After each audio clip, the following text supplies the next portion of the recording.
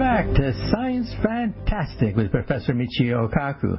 Every week on Science Fantastic, we profile some of the most amazing scientific developments which are changing the way we view the universe. And with us today is someone who should know about the universe. Andrew Rader is a mission manager for SpaceX.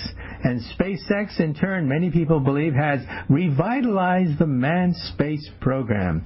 So we'll be talking about one day maybe even going to the planets and the stars. The book is called Beyond the Known: How Exploration Created the Modern World and Will Take Us to the Stars, by Andrew Rader. What happens one day when we terraform Mars? One day when we explore the solar system, and perhaps one day build a starship? Well, these are some of the questions we'll also ask Andrew Rader, mission manager of SpaceX, author of a new book, Beyond the Known: How Exploration Created the Modern World and Will Take Us to the Stars. So, Andrew, when you were a kid, a child, what steered you in the direction of science?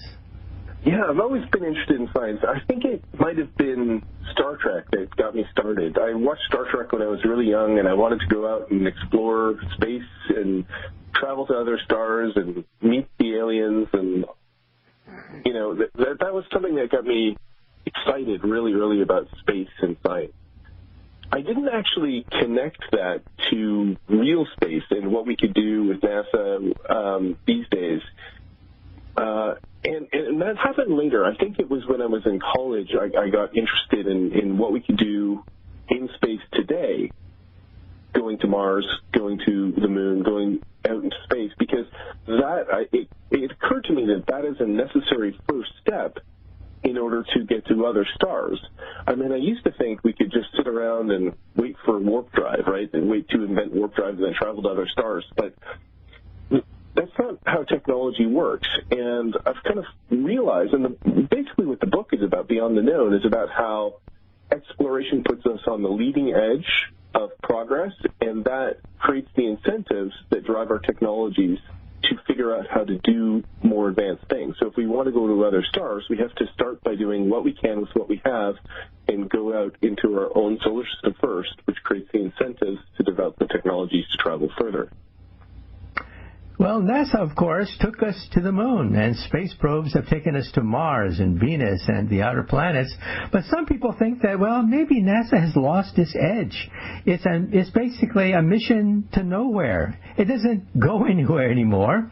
But many people think that all that has changed. Private enterprise, billionaires, new ideas, new money is coming in, and people are saying that perhaps we're entering a second golden era of space exploration. Well, first of all, in your book, Beyond the Known, you talk about four eras of exploration going back thousands of years, which helped to not only open the world, but actually create the modern world. So could you elaborate really quickly? What are these four stages?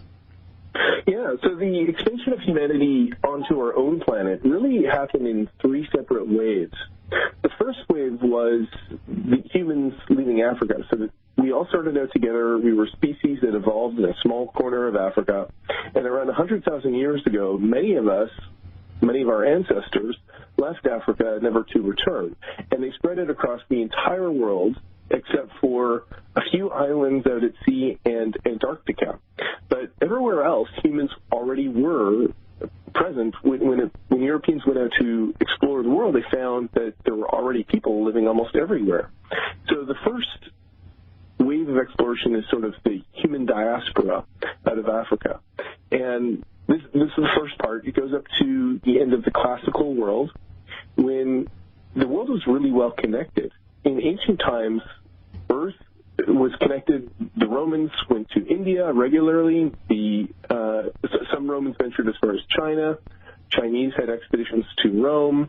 The Chinese explored the Indian Ocean. So the world was really well connected in ancient times. But then we forgot. We lost a lot of that knowledge. And the rediscovery of the world with the age of exploration was actually the second wave.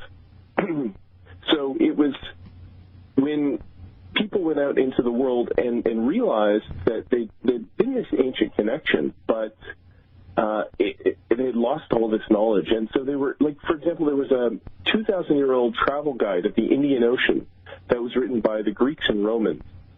It described cities down the African coast as far as Madagascar. When the Portuguese arrived into the Indian Ocean, they knew none of this, but they ended up following a lot of the same advice. So they would meet the locals, and they actually were shown the way to India by some local sailors. But they didn't know any of this, and it was all just a rediscovery of what was already known. Apart, of course, from the Americas, which were then connected into this global system. So exploration, people going out into the world, really connected the world into this global system that we have today. Isn't there also a cautionary lesson that if you essentially shut yourself off from the rest of the world, then you go backwards and fall behind? China in the 1400s had a huge fleet of ships that went around much of the known world, and it was the greatest fleet in the history of humanity, in fact, launched from China. But afterwards, the emperor pretty much lost interest, and he burned the boats. And China basically went backwards, inward, for the next 400 years. So there's a price you pay, I guess, right, when you don't explore, because the rest of the world doesn't wait for you, and they overtake you. What are your thoughts? That's right. Yeah, absolutely. And I think this exploration is really important for a number of reasons. And one of the most important is what you hit at, which is just this dynamicism. You have to keep embracing new ideas and learning things, because you're right. Basically what happened was China decided not to explore. They burned their ships, and they stagnated in history, whereas the most successful people in history have always been outward-looking and willing to embrace new ideas. Rome is a good example of that, and what they did was they pretty much just copied everyone's technology. So they didn't know how to build ships, so they were fighting the Carthaginians, and the Carthaginian ship washed up on a shore, and they basically reverse-engineered it, figured out how to build it, and then built a fleet of them. And they copied everyone's ideas. I mean, their gods were copied from the Greeks. That's why we have Jupiter as a planet, Saturn as a planet. These are all the Roman gods, but they were just copied from the Greeks. They copied all kinds of ideas from everyone they met, and that's why they were so successful. Just they were open-minded, basically. The Vikings were willing to adopt new ideas, and so the most successful societies in history have always been open-minded. And for you Trekkies out there, there's the Borg, a species of aliens that basically absorb other people's technology and suck them dry. And so I guess the Romans of old were sort of like that. They basically swiped everyone's technology and became this gigantic monolith, right? Yeah, totally.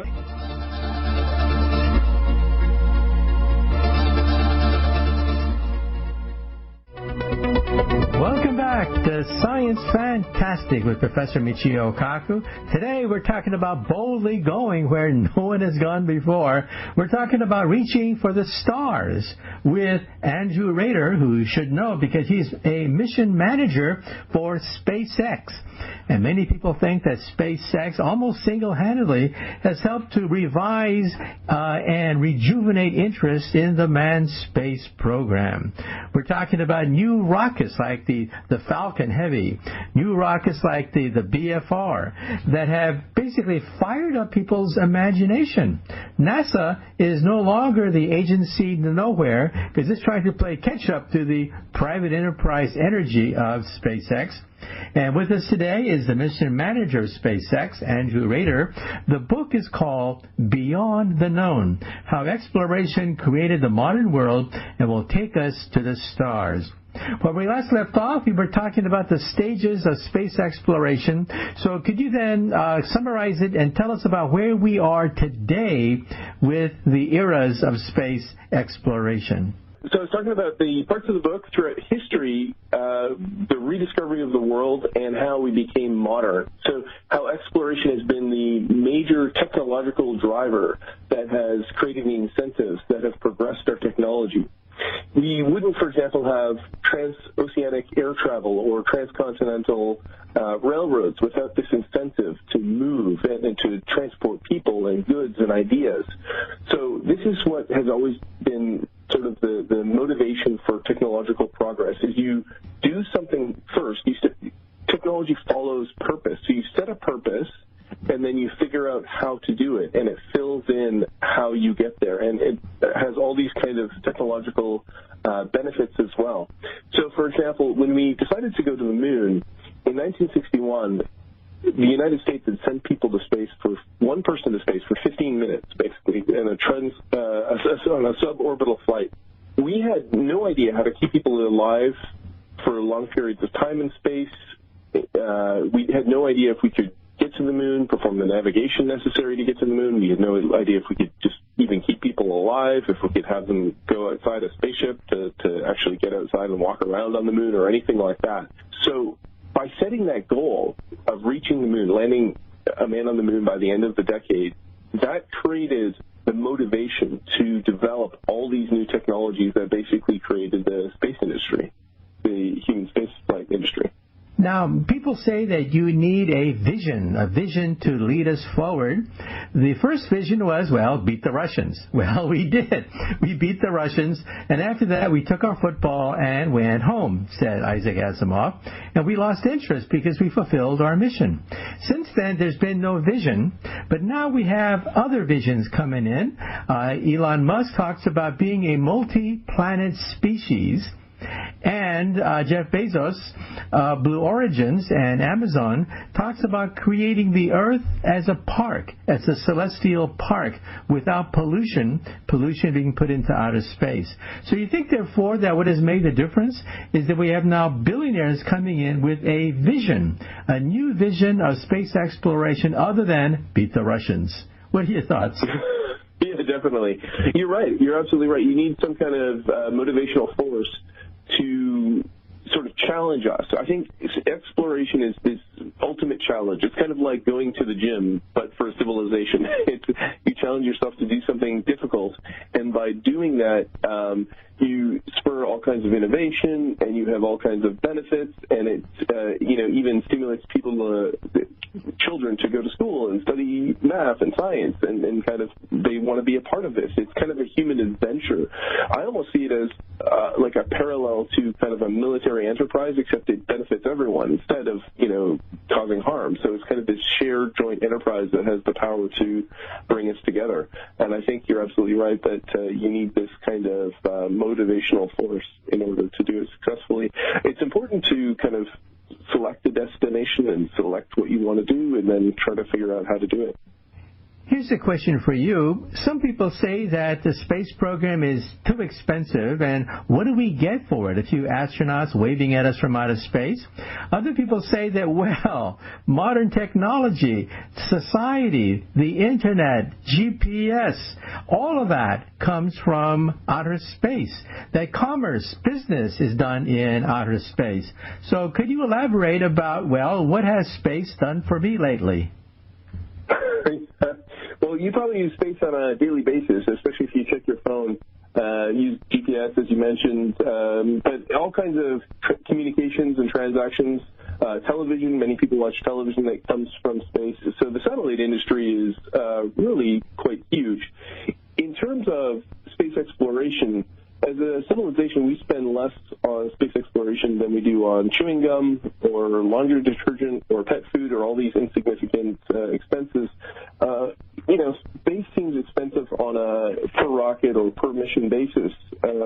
We're trying to dramatically reduce that cost, and I think that's an important endeavor. But even so, combined across all of humanity, the amount that we spend on space is quite an insignificant expenditure compared to many other expenditures that we have. And this kind of argument that we should, fix all the problems on Earth before we go out to explore, from a historical perspective, is a little bit silly, because humans are better off now than they have ever been in the history of our species, and exploration has been one of the primary motivational forces throughout history that has driven our technology and driven our progress and created our modern world. And so if we'd ever had that kind of mentality in the past, we wouldn't be where we are today. But just in terms of technological spin-offs, space is an important area. All cordless tools and wireless communications and fireproof vests and all these technologies. I mean, the digital computer was really invented to navigate Apollo to the moon. So all these technologies come about because of it. And exploration is a huge technological driver because it's placing ourselves at the leading edge of technology. And by definition, you're going to learn something there. Well, I still remember years ago when President Lyndon Baines Johnson was criticized for sending the Tyros weather satellite into outer space for the very first time. People said that if you want to know what the weather was like, simply lick your finger and find out which way the wind blows. You don't need a Tyros weather satellite. So he was going to come on TV and justify that program. But that very same time, the Tyros weather satellite photographed the first hurricane from outer space headed toward Texas. And as a consequence, people were given the alert. For the first time in history, we can actually track in real time and calculate the trajectory of a hurricane. And LBJ came on TV that night, and he said, today, the space program has paid for itself. Actually, that's not quite true. The space program more than paid for itself because it saved the lives of thousands of people, saved perhaps hundreds of millions of dollars in property damage by predicting the weather. Now, today, of course, we take it for granted. But isn't it true that outer space saves lives and opens up entirely new industries which employ people? What are your thoughts? No, certainly. Earth monitoring is huge, and monitoring fires. You see all those great NASA images of you can track the fires in California, for example. Just monitoring Earth's temperatures, the oceans, climate change. There's NASA missions that measure even just the level of the ocean, so we can see if the sea levels are rising as a result of melting ice and warming oceans. Absolutely huge impacts to our understanding of how the systems of our planet work. So in other words, the space program actually touches every aspect of our lives. The economy saves jobs, and we take it for granted. But it's there. It's there, saving lives and changing history itself.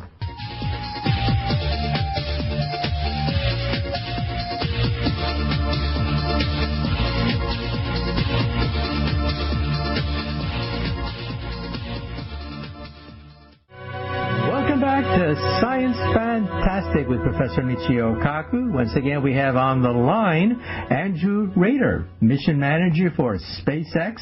The book is called Beyond the Known, How Exploration Created the Modern World and Will Take Us to the Stars. So let's talk about that for a moment. Many people watch Star Wars or Star Trek and think that you just hop into a warp drive ship and off you go to the nearest stars.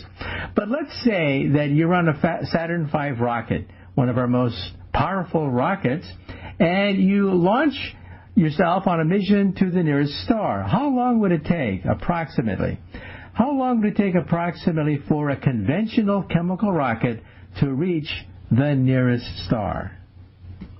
Well, so the velocity that you're going to be traveling depends on the mass of the thing you're launching. So you're going to be launching a pretty large spacecraft because it's going to contain you and everything you need to get there. So the short answer is we don't even have the technology. But if, for example, Voyager, which is a probe that we launched in the 70s and is now traveling to the outer reaches of our solar system, it probably will eventually reach another star. If it was traveling in the right direction, which it's not, it would reach Proxima Centauri in around 75,000 years.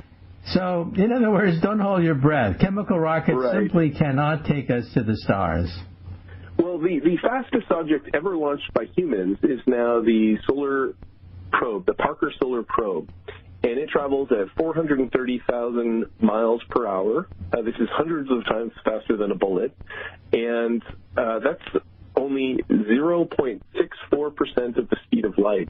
And that would reach another star in 6,500 years. But the only reason why it's traveling so fast is because it's arcing in towards the sun in this orbit. And it's kind of like the Klingon bird of prey doing the gravity slingshot around the sun to travel back in time. That's kind of what it's doing, and that's why it's building up speed. So that is even beyond our capability to launch something that fast. But, yeah, it's pretty daunting to travel to another star. Okay, well, as early as the 1950s, there was an idea of creating small nuclear weapons, mini nukes, and shooting them outside the exhaust of a starship called Orion, and you could reach a fraction of the speed of light by basically pushing yourself on the shock wave of successive mini nuclear, atomic, and hydrogen bombs. Well, unfortunately, that idea never went anywhere, but on paper, the numbers seem to work. That is, by shooting mini nuclear bombs out the exhaust one by one, you could successfully reach a fraction of the speed of light. What are your thoughts? Yeah, I think that's the only practical technology that we know of that we could build today that could potentially get us to another star. It sounds a bit wacky and self-evidently hazardous as well. But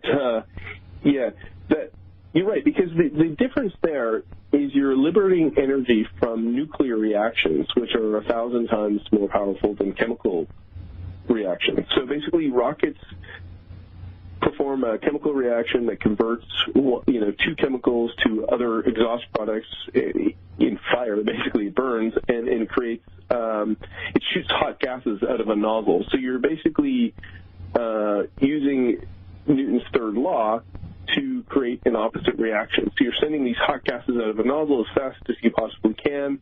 With a rocket, the idea is to send as much as you can, as much mass flow as you can. But the more important component for efficiency is how fast can you send it. So you want to send these exhaust products as fast as you can out of a rocket nozzle. And that is the measure of efficiency. So the amount of material you send basically is the amount of thrust. Welcome back to Science Fantastic with Professor Michio Kaku. Once again, we have with us today Andrew Rader, mission manager of SpaceX, author of a new book.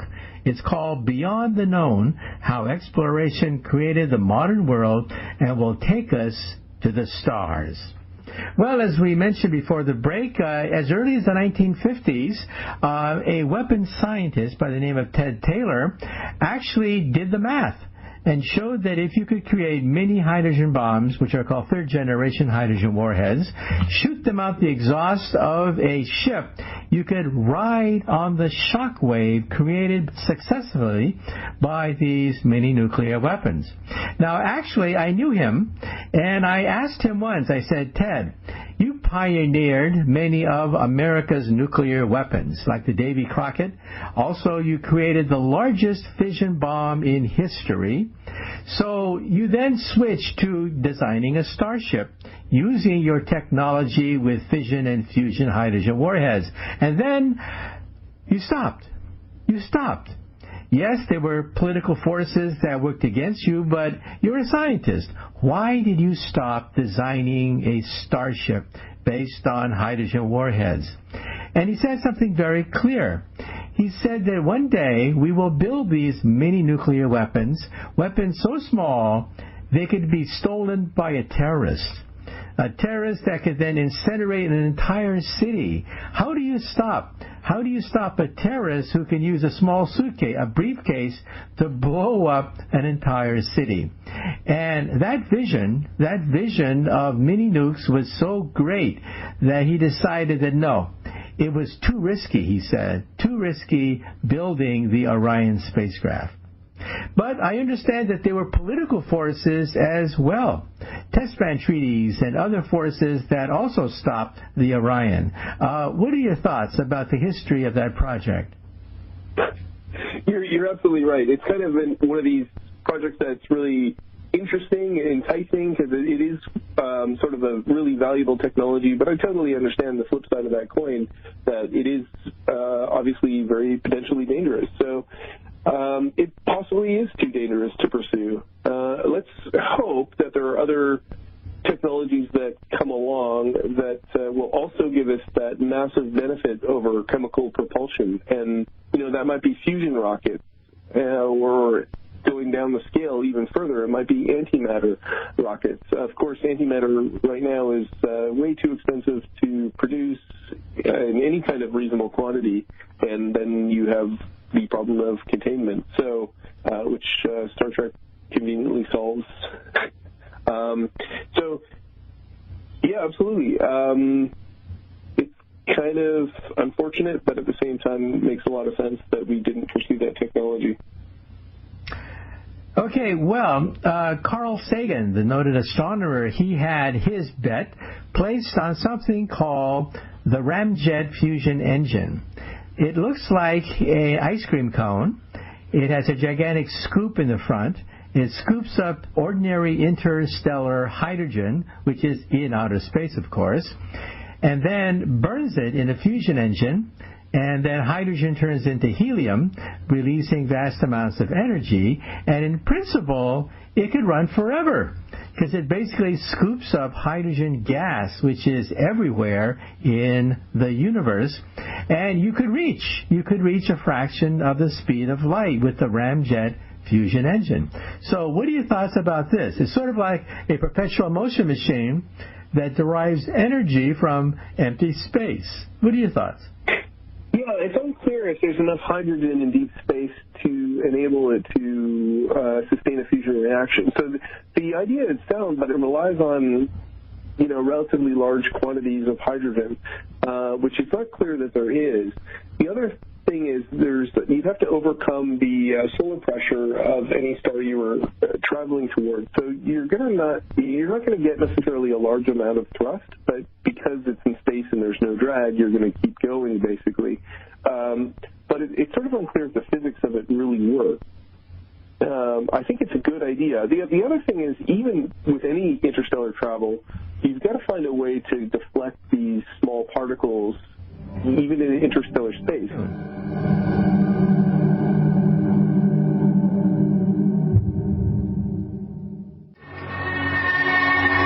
Welcome back to Science Fantastic with Professor Michio Kaku. Once again, our special guest today is Andrew Rader, Mission Manager of SpaceX.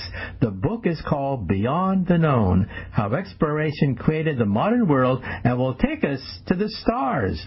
Well, Andrew mentioned antimatter rockets, and antimatter is quite exotic. In fact, when I was in high school years and years ago, I actually played with antimatter. It turns out that sodium-22 is a chemical that naturally releases positive electrons, that is anti-electrons, and I built a cloud chamber in a magnetic field and was able to prove that I had antimatter in my garage with a science fair project. Well, in reality, of course, antimatter is extremely rare. So rare, it would probably bankrupt the United States if we tried to build an antimatter rocket. But first of all, take us through the mechanics of what an antimatter rocket would look like, and how would you contain the antimatter? Yeah, I don't think anyone really knows how we would contain the antimatter, and I think that's the primary problem. Because antimatter, obviously, you have to isolate it from everything else, because everything else is regular matter, and it would annihilate to destruction explosively. So obviously you would have to figure out how to contain the antimatter first before you would even embark on such an endeavor.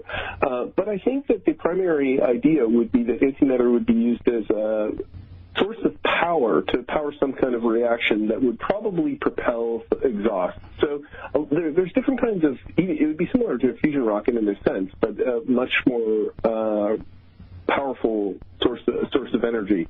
So we actually developed technologies for nuclear rockets back in the 1960s, 50s, 60s, I think early 70s maybe as well. Nerva was one of the nuclear rockets. And kind of how they worked was it was like a nuclear reactor that just powers a reaction that heats up exhaust. So it's kind of like a chemical rocket in a sense, because you're just shooting exhaust out of a rocket nozzle, but the nuclear reaction is heating up and driving the pump that expels the exhaust at high velocity. So it's kind of like a version of of that. And I think an antimatter could be designed in a similar way. I think there's also a way to get the antimatter exhaust to actually power the rocket directly. And actually, by the way, that sort of using the antimatter as a power source is exactly how starships work on Star Trek. So the Enterprise is powered by antimatter, but the antimatter doesn't actually provide a propulsive force. It just drives the warp drive. So it powers the ship, which then the warp drive creates the warp bubble. And I think that the antimatter is sort of channeled through the dilithium to make it, I don't know, usable in some way. It's not really explained, I think. So, yeah. So we don't really know the answer to that. We just kind of know it's a really powerful source of energy. Okay, well, now let's talk about warp drive, which you mentioned. Stephen Hawking, a colleague of mine who recently passed away, actually said that a wormhole might be physically possible. But, of course, to build one in your backyard is beyond our capability. But, yeah, warp drive may actually be compatible with both the quantum theory and Einstein's theory of general relativity. So explain to us, what is warp drive, what is a wormhole, and can you build a machine on this principle? Warp drive. So I guess the closest thing to a working theoretical model of a warp drive was proposed in 1994 by the Mexican physicist Miguel Alcubierre, and it's basically producing an energy density field lower than a vacuum. And you would basically create this bubble around your ship, and it would unfortunately need negative energy or negative matter, and we don't, which are not the same as antimatter. That's different, but we're not actually sure if negative matter exists or if negative energy exists. It's kind of like taking the laws of physics and turning them on their head and saying we would need to do the opposite of that. So unclear. The other thing is, so with the wormhole, I guess that would be a break in the space-time continuum that you could somehow travel through, create a portal, possibly at a black hole, and then you could use that to somehow jump to some other place in possibly a different universe, or possibly our universe. So these things are interesting ideas that may someday enable travel faster than light, but it's really different understanding how something works at a theoretical level to building a practical transportation system. So I would say that these are in the someday maybe, someday never category.